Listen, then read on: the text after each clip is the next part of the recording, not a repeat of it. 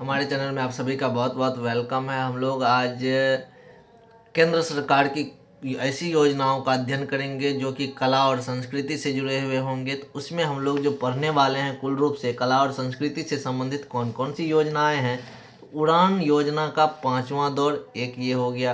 भारतीय रेल योजना, राष्ट्रीय रेल योजना दूसरा वाला हो गया। पीएम ई सेवा का बस योजना है ना, पीएम ई बस सेवा योजना, अमृत भारत स्टेशन योजना, नर्मदा परियोजना और हरित राष्ट्रीय राजमार्ग गलियारा परियोजना, मेरी गांव मेरी धरोहर की पहल, अमृत धरोहर योजना, स्वदेश दर्शन योजना और मेक इन इंडिया।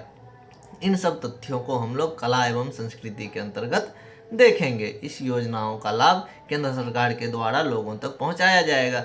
इसमें हम लोग देखते हैं सबसे पहला जो हमारा है उड़ान योजना का 5वां दौर। उड़ान योजना का 5वां दौर तो केंद्रीय नागरिक उड्डयन मंत्रालय ने क्षेत्रीय कनेक्टिविटी योजना रीजनल कनेक्टिविटी स्कीम आरसीएस के 5वें दौर की शुरुआत की, जिसे ऊंचे देश के आम नागरिक उड़े देश का आम नागरिक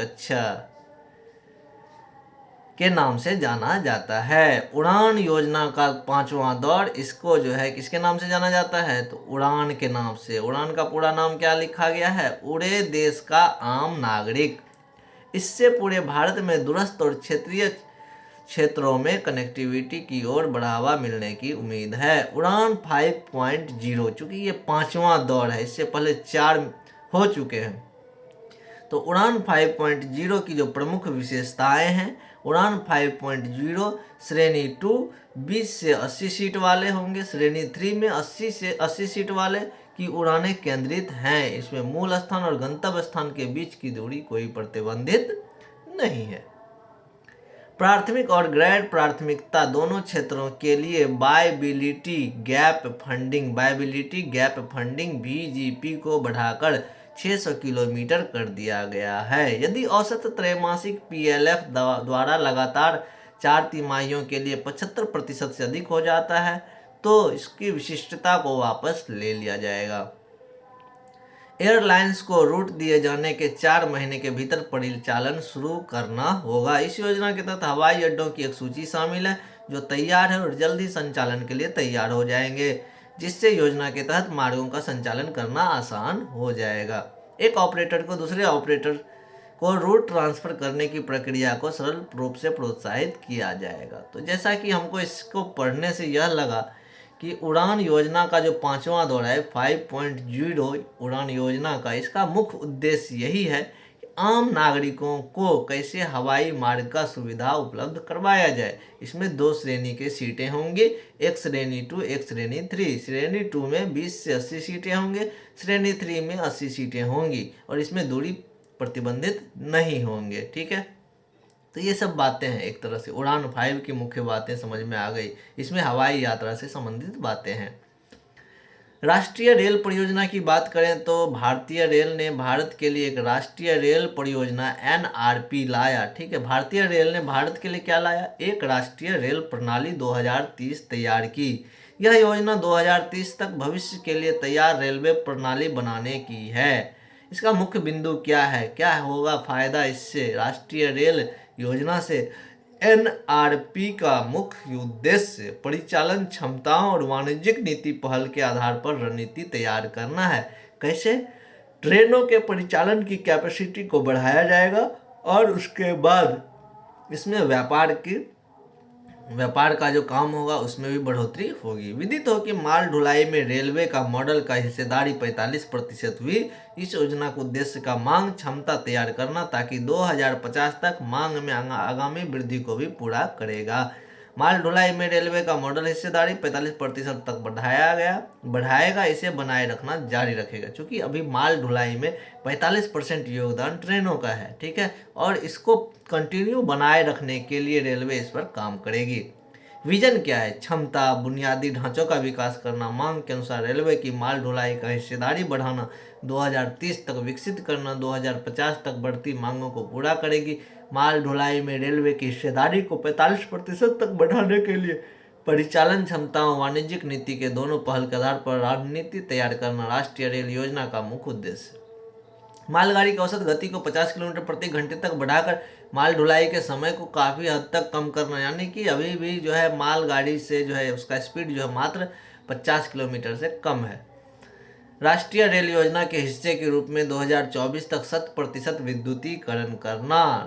राष्ट्रीय रेल योजना के तहत जितने भी रेल है, रेल यानी कि पटरी, उनके पास जो है विद्युतीकरण हो जाएगा, यानी सारी ट्रेन बिजली से चलेंगी 2025 तक, ये टारगेट लिया गया है। भीड़ भाड़ वाले मार्गों में मल्टी ट्रैकिंग, दिल्ली हावड़ा, मुंबई दिल्ली मार्गों पर 160 किलोमीटर प्रति घंटे के गति का उन्नयन, अन्य सभी स्वर्णिम चतुर्भुज विकर्ण ZQ मार्गों पर गति को 130 किलोमीटर प्रति घंटे तक उन्नत करना, सभी JQ यानी JD मार्गों पर लेवल क्रॉसिंग को समाप्त करना आदि कुछ महत्वपूर्ण परियोजनाओं के त्वरित क्रियान्वयन के लिए विजन 2024 लॉन्च किया गया है।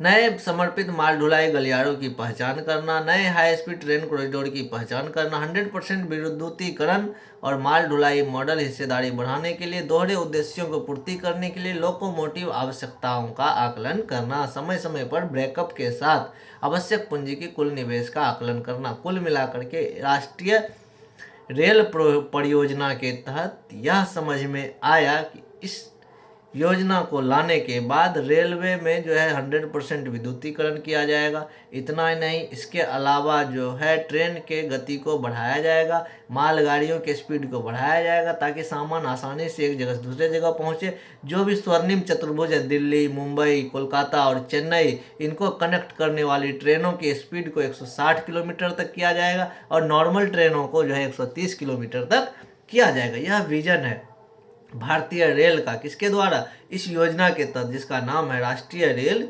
योजना। तो उड़ान योजना समझ में आ गया। उड़ान योजना का तथ्य यही था कि सामान्य जन व्यक्ति को, हम जैसे लोगों को, यानी हम जो गांव घर या कहीं भी रहते हैं, तो उन लोगों के लिए हवाई यात्रा की सुविधा उपलब्ध करवाने की एक योजना है उड़ान 5.0। लेकिन एक राष्ट्रीय रेल योजना भी है, यह रेलवे में डेवलपमेंट करना, विद्युतीकरण करना, स्टेशन को मॉडल बनाना और ट्रेनों के स्पीड को बढ़ाना, ट्रेन के इंजन के कैपेसिटी को बढ़ाना, ये सब चीज़ें हैं, है ना। अगला आता है टर्म PM-E बस सेवा योजना। PM-E बस सेवा योजना के तहत अगस्त 2023 में प्रधानमंत्री नरेंद्र मोदी के नेतृत्व में मंत्रिमंडल ने सार्वजनिक निजी भागीदारी मॉडल पर 10,000 इलेक्ट्रिक बसों का शहरी संचालन बढ़ाने के लिए PM-E बस सेवा योजना लॉन्च। तो PM-E बस सेवा योजना का जो मुख्य बिंदु है, इसमें है क्या कि PM-E बस सेवा योजना के लक्ष्य PPP मॉडल पर 10,000 इलेक्ट्रिक बसें शुरू करके शहरी बस संचालन को बढ़ावा देना। इस पहल का उद्देश्य सार्वजनिक परिवहन को बढ़ावा देना, ई मोबिलिटी को बढ़ावा देना, रोजगार के अवसर पैदा करना। इस योजना की अनुमानित लागत जो है 57,613 करोड़ रुपये है, जिसमें केंद्र सरकार का योगदान 20,000 करोड़ रुपये होंगे। इस पहल में केंद्र शासित प्रदेशों की राजधानियां, उत्तर पूर्वी क्षेत्र, पहाड़ी राज्यों जैसे 3 लाख से अधिक आबादी वाले शहरों तक फैलेगी। तो कुल मिलाकर के सरकार का मुख्य उद्देश्य यही था कि 10,000 इलेक्ट्रिक बसें निकाली जाएगी, इनको विभिन्न क्षेत्रों में डिप्यूट किया जाएगा, जिसमें कि कुल लागत जो 57,613 है, जिसमें केंद्र सरकार का योगदान 20,000 करोड़ रुपये हैं। अब जो अगला हमारा जो योजना है, अमृत भारत स्टेशन योजना। 6 अगस्त 2023 को भारत के प्रधानमंत्री नरेंद्र मोदी ने अमृत भारत स्टेशन योजना के एक भाग के रूप में पूरे भारत में विस्तृत 508 रेलवे स्टेशनों के पुनर्विकास की आधारशिला रखी। अमृत भारत रेलवे स्टेशन योजना, इसमें स्टेशनों का पुनरुद्धार किया जाएगा। यानी इसका मुख्य बिंदु क्या है? यह पुनर्विकास योजना का अनुमानित लागत 24,470 करोड़ रुपये से अधिक है, जिसका उद्देश्य रेलवे स्टेशनों को आधुनिक सुसज्जितीकरण केंद्र के रूप में दर्शाना, यानी रेलवे को एकदम मॉडर्न बनाना, रेलवे स्टेशन को। अमृत भारत स्टेशन योजना का लक्ष्य पूरे देश में कुल 1309 स्टेशनों का पुनर्विकास करना है, 1309 स्टेशनों का ही। उसके बाद स्टेशन भवनों के डिजाइन स्थानीय संस्कृति को ध्यान में रखते हुए उसके बाद विरासत, वास्तुकला से प्रेरित होंगे। उदाहरण के लिए जयपुर रेलवे स्टेशन में राजस्थान के हवा महल और आमेर के किले से मिलते जुलते तत्व को देखने मिलेंगे। यानी कि जो स्टेशन होगा वहाँ की संस्कृति, जैसे यदि बिहार में बात कर लें तो बिहार में मधुबनी पेंटिंग है, उनके आर्ट को जो है हम लोग के बगल में जो भी स्टेशन होगा वहाँ दिखाया जाएगा। तो इन चीज़ों के लोकल संस्कृति से रिलेटेड चीज़ों को बनाया जाएगा, उस तरह से डिजाइन किया जाएगा स्टेशनों को। पुनर्विकास शहरी योजना विकास के लिए एक समग्र दृष्टिकोण को ध्यान में रख करके बनाई गई है। ऐसे में स्टेशनों को सिटी सेंटर के रूप में भी माना जा सकता है कि सिटी का एक केंद्र हो गया। जो भी व्यक्ति जाएंगे कहीं ना कहीं उसको स्टेशन पर कुछ नया चीज़ देखने को मिलेगा। जैसे हम लोग भी जाते हैं पूर्णिया स्टेशन पर, तो वहाँ पर भी कुछ ना कुछ मधुबनी पेंटिंग का कुछ डिजाइन किया हुआ है, उसको और मॉडर्न बनाने का बात है ना, ताकि वहाँ यदि कोई जाए तो एक सेंटर हो, एक हॉल हो, कुछ देखने लायक हो, वहाँ पर लोग शौक से भी घूमने जाए, इससे भी रेलवे को इनकम होगी। ये सारी चीज़ें, इस दृष्टिकोण के उद्देश्य यात्रियों को सुलभ आवागमन के साथ अच्छी तरह से डिजाइन किए गए traffic circulation, inter model connectivity के स्पष्ट संकेत हैं। यानी कि जब हम लोग दिल्ली जैसे शहर में रेलवे स्टेशन पर जाते हैं तो वहाँ पर बहुत अच्छी सुविधाएं होती है, और उससे भी अच्छे अच्छे मॉडल स्टेशन हैं वहाँ जाने पर जो है, जैसे कि ट्रैफिक का सुविधा, किधर से कौन से स्टेशन पे जाना है, कौन सी ट्रेन पकड़ने के लिए कौन सा रूट अपनाना है, नहीं हर तरह का डिजाइन किया हुआ है एक अच्छे तरीके से, कहीं भी कन्फ्यूजन नहीं होता है। मेट्रो ट्रेन में जैसे मैंने चला था तो स्टेशन 1 से 2 पे जाना है तो उसका रूट बना हुआ है, उसके प्लेटफॉर्म नंबर 5 पे जाना है तो उसका रूट बना हुआ है। मतलब कि एक स्टेशन को 3, 4, 5 फ्लोर में डिजाइन किया हुआ है। यानी नया आदमी यदि कोई जाएगा तो उसके लिए वह जो है घूमने वाला जगह हो गया, ऐसी चीज़ें। अमृत भारत स्टेशन योजना से क्या क्या लाभ होगा, तो यात्रियों को तो सुविधाएं होंगी, यात्रियों को क्या होगा, सुविधा होगा। उसके बाद इसमें उन्नत प्रतीक्षालय होंगे, एकदम अच्छे किस्म का प्रतीक्षालय, गंदगी कहीं ना हो। प्लेटफार्मों पर बैठने के लिए व्यवस्थित जगह होगी, मुफ्त वाईफाई का कनेक्टिविटी होगा, इंटरनेट आप फ्री में चला सकते हो, अभी भी चलता है लेकिन वो 30 मिनट के लिए रहता है। स्थानीय सहभागिता की बात करें तो पुनर्विकास योजनाओं में स्थानीय समुदाय से प्राप्त इनपुट को शामिल किया गया, जिसका लक्ष्य स्टेशन के डिजाइन को और सुविधाओं के में क्षेत्र का प्रतिनिधित्व करना है। हरित ऊर्जा एवं ऊर्जा उत्सर्जन में कमी, लगभग 70,000 कोचों में एलईडी लाइटिंग की जाएगी। ट्रेन में जैव शौचालय की संख्या में उल्लेखनीय वृद्धि की जाएगी, उससे पर्यावरण को संरक्षित रखने, जैसे कि अभी भी है ट्रेन में जो बाथरूम बना हुआ रहता है उसका जो गंदगी होता है उसके लिए एक बायो टैंक लगा हुआ रहता है, वो गंदगी उसमें जो है ख़त्म हो जाता है, डिजॉल्व हो जाता है ना, तो वो चीज़ें। तो स्थानीय सहभागिता भी होनी होगी, डिजाइन के लिए जो है ये चीज़ हो गया, उसके लाइटिंग तो होगा ही होगा। शुद्ध शून्य उत्सर्जन लक्ष्य, रेलवे नेटवर्क का लक्ष्य है 2030 तक शून्य शुद्ध उत्सर्जन होंगे। हरित भवन मानकों और कुशल ऊर्जा प्रथाओं पर जोर पर्यावरणीय स्थिरता की व्यापक दृष्टि से संरेखित करती है। तो कुल मिलाकर के अमृत भारत स्टेशन योजना से हमें यह समझ में आया कि भारत सरकार जो है देश के कुछ स्टेशनों को चुनकर, जैसे कि 508 सुनने को मिला, 1309 सुनने का मिला, तो ये सारे स्टेशनों को चुनकर इसे मॉडर्न बनाएगी। उसमें खास ध्यान रखा जाएगा कि वह स्टेशन जिस क्षेत्र में है वहाँ के आसपास की जो संस्कृति है, वहाँ का आसपास का जो कल्चर है, उनसे रिलेटेड चीज़ें वहाँ पर तैयार की जाएगी, ताकि लोगों को इनकी जानकारी भी मिले, नए नए जनरेशन को इनसे बहुत कुछ सीखने को मिलेगा। तो ये चीज़ें हैं, तो मॉडर्न बनाना, ट्रैफिक की सुविधा अच्छी होंगी, सारा चीज़ें व्यवस्थित होगा, साफ़ सफाई का ध्यान रखा जाएगा, बैठने का सुविधा, प्रतीक्षालय, ये सारे चीज़ स्टेशन पे आपको बेहतर ढंग से मिलेंगे। अब आते हैं हम लोग अगला, नर्मदा परियोजना। नर्मदा परियोजना की बात करते हैं। यहाँ पर तो नर्मदा लिखा हुआ है, क्लियर कर लेते हैं। 15 जुलाई 2023 को विश्व युवा कौशल दिवस के अवसर पर कौशल विकास और उद्यमिता राज्य मंत्री राजीव चंद्रशेखर ने निर्यात के लिए नर्मदा कला उत्पादों के पहले बैच को हरी झंडी दिखाई। विदित होगी, प्रधानमंत्री कौशल विकास योजना के तहत एक कार्यान्वित योजना है। यह योजना के तहत कश्मीर के 6 जिले नर्मदा परियोजना, तो नर्मदा नहीं है, नर्मदा है, तो इस बात का ध्यान रखेंगे। इस परियोजना के तहत कश्मीर के 6 जिले श्रीनगर, बारामूला, गांदरबल, बांदीपोरा, बडगाम, अनंतनाग के लगभग 2200 उम्मीदवारों ने नमदा की शिल्प कला में प्रशिक्षण प्राप्त किया। यानी यह जो है नमदा कला जो है शिल्प कला से रिलेटेड है। यह परियोजना लुप्त प्राय नमदा कला को संरक्षित रखने के लिए और स्थानीय बुनकरों और कारीगरों को सशक्त बनाने के लिए, क्योंकि हमारे गांव में एक समय होता था जब मैं बचपन में था या बच्चा था, तो उस समय में जो है गांव घर में होता है खौर या फिर मूंज बोलते हैं, उसका टोकरी बनता था, उसका चटाई बनता था, उसका बहुत सारा सामान बनता था। लेकिन अब धीरे धीरे लोग वो चीज़ों को छोड़ रहे हैं और वो विलुप्त हो जाएगा। क्यों? क्योंकि नए जनरेशन को उसके बारे में आइडिया नहीं है। इसीलिए सरकार को इन चीज़ों को बढ़ावा देना चाहिए।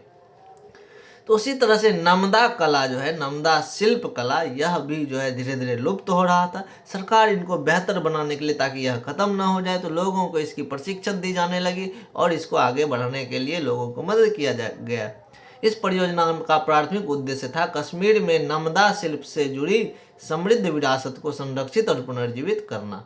कारीगरों को आवश्यक कौशल से लैस करके परियोजना का उद्देश्य अवसरों तक पहुंच में सुधार करना, उसकी रोजगार संभावना को बढ़ाना। विदित हो कि युवा कौशल दिवस 2023 की थीम परिवर्तनकारी भविष्य के लिए शिक्षकों, प्रशिक्षकों और युवाओं को कुशल बनाना। 2023 का जो है युवा कौशल का थीम ही था कि जो है प्रशिक्षक, शिक्षक और युवाओं को कुशल बनाना। नमदा शिल्प में भेड़ के ऊन का उपयोग किया जाता है और उससे बनता है गलीचे। पारंपरिक बुनाई की प्रक्रिया के विपरीत इन जटिल गलीचों को तैयार करने के लिए फेल्टिंग तकनीक का उपयोग किया जाता है। फेल्टिंग तकनीक का उपयोग गलीचे बनाने के लिए किया जाता है। इसमें भेड़ों के ऊन का उपयोग किया जाता है। तो नमदा परियोजना समझ में आ गया। यह एक शिल्प परियोजना है। यह एक बुनाई का काम होता है जिसमें कि कारीगर जो है सुंदर सुंदर कपड़े बनाते हैं, गलीचे बनाते हैं। तो ये सारी चीज़ें। हरित राष्ट्रीय राजमार्ग गलियारा परियोजना, नाम से तो कुछ समझ में आ रहा है, आगे पढ़ते हैं, देखते हैं क्या होता है। भारत और विश्व बैंक ने हाल ही में भारत में 4 राज्यों में 781 किलोमीटर हरित राजमार्ग ग्रीन हाईवे का निर्माण के लिए एक ऋण समझौते पर हस्ताक्षर किया है। इस परियोजना का लक्ष्य है कि भारत 4 राज्य में ग्रीन नेशनल हाईवे कॉरिडोर परियोजना का निर्माण करना है।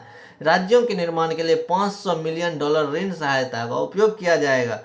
Green national highway corridor project सुरक्षित और पर्यावरण के अनुकूल राजमार्गों को प्रदर्शित करने के लिए हरित प्रौद्योगिकी, जलवायु लचीलेपन के उपयोग को बढ़ावा देना। इस परियोजना का उद्देश्य भारत में स्थायी बुनियादी के ढांचे के लिए एक नया मानक स्थापित करना। इस परियोजना के तहत राजमार्गों का निर्माण इस तरह से किया जाए जिससे कार्बन फुटप्रिंटिंग कम हो, स्वच्छ वातावरण को बढ़ावा मिले। इससे पर्यावरण निर्माण के प्रभाव को कम करने के लिए, पर्यावरण पर निर्माण के प्रभाव कम करने के लिए डिजाइन किया गया है। और इसके तहत हमारे ख्याल से जो है हाईवे के बगल में पौधों का रोपण होगा, बहुत सारे पेड़ लगाए जाएंगे, ताकि उनका नाम भी ग्रीन कॉरिडोर है। ग्रीन कॉरिडोर यही हरित राष्ट्रीय राजमार्ग, इसके लिए 500 करोड़ रुपये दिए गए हैं। अब हम बात करते हैं मेरी गांव मेरी धरोहर की। तो हाल ही में भारत के केंद्रीय मंत्री, सहकारिता मंत्री अमित शाह ने मेरा गांव मेरी धरोहर MGMD नामक एक महत्वपूर्ण पहल का उद्घाटन किया है। मुख्य बिंदु क्या है इसमें? तो मेरी गांव मेरी धरोहर पहल, यह परियोजना संस्कृति मंत्रालय द्वारा शुरू की गई और इसका लक्ष्य सभी राज्यों और केंद्र शासित प्रदेशों में भारत के 6.5 लाख गांवों के सांस्कृतिक मानचित्रण करना। यह पहल राष्ट्रीय सांस्कृतिक मानचित्रण मिशन के तहत संस्कृति मंत्रालय द्वारा एक अखिल भारतीय परियोजना है। यह परियोजना एक व्यापक आभासी मंच तैयार करती है जो लोगों को भारत के गांवों तक विविध सांस्कृतिक विरासत से एक महत्वाकांक्षी परियोजना को सफलतापूर्वक क्रियान्वित करने के लिए संस्कृति मंत्रालय इंदिरा गांधी राष्ट्रीय कला केंद्र के साथ समन्वय में काम कर रहा है। सांस्कृतिक मानचित्रण और संरक्षण में IGNCA की विशेषता आभासी मंच पर प्रस्तुत करने के लिए सटीकता और प्रामाणिकता सुनिश्चित करने में भूमिका निभाती है। मेरी गांव मेरा धरोहर, इसके माध्यम से गांव को सेलेक्ट किया जाएगा। उसके तहत उस गांव को बेहतर बनाने के लिए, उसके संस्कृति को बढ़ाने के लिए कहीं ना कहीं एक बढ़ावा दिया जाएगा। इसके लिए कुछ ना कुछ बेहतर चीज़ें की जाएगी। अब है अमृत धरोहर योजना क्या होता है? तो केंद्रीय बजट 2023-24 में अमृत धरोहर योजना के बारे में बात की गई कि जो अगले 3 साल में लागू किया जाएगा। इस योजना का उद्देश्य आर्द्र भूमि में अधिकतम उपयोग करके उसका संरक्षण करना। इस योजना को इको टूरिज्म और कार्बन स्टॉक को बढ़ाएगी, स्थानीय समुदाय में उसकी आय सृजन में मदद करेगी। तो अमृत धरोहर योजना क्या है? हमारी आर्द्र भूमि का बचाव करना। इस योजना में इको टूरिज्म और कार्बन स्टॉक को बढ़ाना। स्वदेश दर्शन योजना 2.0, इस योजना को जनवरी 2023 में लॉन्च किया गया। इसका उद्देश्य पर्यटन को आर्थिक विकास और रोजगार सृजन के प्रमुख इंजन के रूप में स्थापित करना। इस योजना के तहत विषय की पहचान की गई। संस्कृति और विरासत, साहसिक पर्यटन, पारिस्थितिक पर्यटन, कल्याण पर्यटन, MIC पर्यटन, ग्रामीण पर्यटन, तटीय पर्यटन, परिभ्रमण, महासागर और अंतर्देशीय पर्यटन। कुल मिलाकर के स्वदेश दर्शन योजना 2.0 का काम है आर्थिक विकास और रोजगार सृजन के इंजन के रूप में काम करना, ताकि पर्यटन एक ऐसा काम हो। पर्यटन का मतलब तो समझ में आ गया कि हमें जो है अपने गाँव को, अपने शहरों को, अपने क्षेत्रों को पर्यटन के लिए तैयार करना, ताकि वह आर्थिक विकास और रोजगार सृजन के लिए एक बहुत बड़ा कारक बन सके और लोग जो है घूमने जब आए तो उससे यहाँ के लोगों की आमदनी भी बढ़े।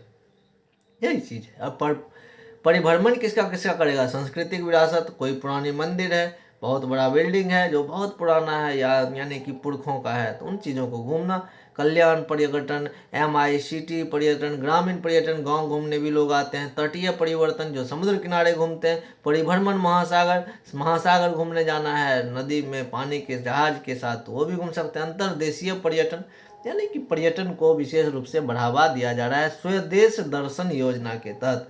अब आते हैं मेक इन इंडिया। भारतीय अर्थव्यवस्था को वैश्विक पहचान दिलाने के लिए, निवेश को सुविधाजनक बनाने के लिए, नव प्रयोग को बढ़ावा देने के लिए केंद्र सरकार ने 25 सितंबर 2014 को यह लॉन्च की थी, जिसका नाम था मेक इन इंडिया। तो हमने देखा मेक इन इंडिया क्या है, जिसमें कि लोगों को रोजगार करने के लिए प्रोत्साहित किया जाता है। स्वदेश दर्शन योजना क्या है? इसमें गांव, शहर, देश विदेश, एक दूसरे राज्य में, एक दूसरे देश में, महासागर में, सागरों में, महासागर किनारे, इन सब जगहों पर भ्रमण करने के लिए एक सुविधा बनाना, एक व्यवस्था बनाना, ताकि अधिक से अधिक लोगों को इनकम हो, आर्थिक विकास हो, रोजगार के अवसर प्राप्त हो। अमृत धरोहर योजना क्या था? अमृत धरोहर योजना यह था, इस योजना के तहत आर्द्र भूमि को संरक्षित करना। और मेरी गांव मेरी धरोहर पहल के कार्य मानचित्र का क्या कारण था? इसमें मेरी गांव मेरी धरोहर के तहत कुछ गांवों को सिलेक्ट किया जाएगा, उस गांव को बेहतर किया जाएगा, वहाँ की सुविधाओं को बढ़ाया जाएगा, वहाँ के स्थिति परिस्थिति को देखते हुए वहाँ पर बेहतर से बेहतर सुविधाएं दी जाएगी, ताकि जो है मेरा गांव सुरक्षित रह सके, मेरा गांव अपने धरोहर को बचा सके। ये चीज़ें। हरित राष्ट्रीय राजमार्ग गलियारा क्या? यह विश्व बैंक की मदद से जो है यह ग्रीन नेशनल हाईवे कॉरिडोर का निर्माण किया जा रहा है, ठीक है, 4 राज्यों में। और इसमें क्या किया जाएगा? उसके रोड साइड में प्लांटेशन किया जाएगा, यानी पेड़ को लगाया जाएगा। नमदा योजना क्या है? नमदा एक शिल्प कला योजना है जो कि जम्मू कश्मीर के लिए, वहाँ पर लोगों को सिलेक्ट करके 2200 लोगों को ट्रेनिंग दी जा रही है, ताकि ये जो कला है ये कहीं लुप्त ना हो जाए, ये कहीं ख़त्म ना हो जाए, इसके लिए यह काम किया जा रहा है। उसके बाद अमृत भारत स्टेशन योजना समझ में आ गया। रेलवे स्टेशन को जो एकदम मॉडर्न करना, डिजिटल करना, उसके बाद बेहतर करना, कला संस्कृति के बारे में बताना, सारी सुविधाएं अवेलेबल करवाना। PM ई बस सेवा योजना क्या? सरकार भी चाहती है, चूँकि पॉल्यूशन बढ़ रहा है, कार्बन का मात्रा बढ़ रहा है, दिल्ली तो जान ही रहे, दिल्ली में धुंध ही धुंध लगा रहता है। इन सब चीज़ को देखते हुए सरकार धीरे धीरे अपने मदद से इलेक्ट्रिक बसों को उतार रही है। पहले टर्म में तो 10,000 इलेक्ट्रिक बसों को उतार रही है। उसके लिए सरकार जो है पैसे भी खर्च कर रही है। 57,613 रुपये का लागत आ रहा है, जिसमें कि 20,000 करोड़ केंद्र सरकार खर्च कर रही है। उसके बाद जो है भारतीय रेल परियोजना है, रेलवे को बेहतर बनाने के लिए, रेल को स्पीड बढ़ाने के लिए, माल ढुलाई के कैपेसिटी को बढ़ाने के लिए, इन सब चीज़ों के लिए। अब उड़ान योजना जो था, सामान्य नागरिकों को हवाई जहाज का सैर करवाना। धन्यवाद। ये हमारा वीडियो कैसा लगा? कहीं त्रुटि हो तो कमेंट अवश्य करें, ताकि मैं उसमें सुधार कर सकता हूँ। समय देने के लिए धन्यवाद।